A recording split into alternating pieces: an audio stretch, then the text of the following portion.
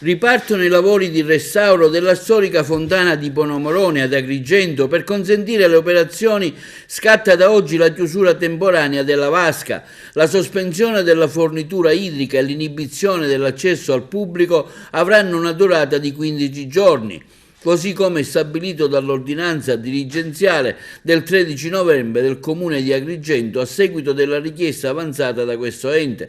Gli interventi di completamento rientrano nell'ambito del più ampio progetto di messa in sicurezza del passaggio pedonale, di riqualificazione dell'intera area della fontana di Bonomorone, promosso dal Parco archeologico della Valle dei Templi, un piano che intende ridare decoro e sicurezza a un'area che, pur essendo di competenza del Comune, rappresenta un punto di collegamento con il Parco della Valle dei Templi. Si avviano così a conclusione i lavori di restyling della zona, che hanno portato al rifacimento del marciapiede, adesso accessibile anche alle persone disabili in carrozzina, e la sistemazione del verde pubblico, che ha incluso l'eliminazione dei pericolosi pini che a causa delle radici avevano provocato il rigonfiamento del manto stradale, la distruzione del marciapiede e la piantumazione di alberi ornamentali.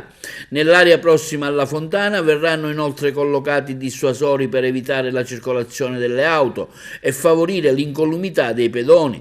I lavori di riqualificazione della fontana di Bonomorone e del marciapiede della strada che scende a valle permetteranno così un migliore fruizione dei luoghi del percorso pedonale e consentiranno ai cittadini e ai turisti di raggiungere la via panoramica dei templi e quindi la Valle dei Templi in maggiore sicurezza.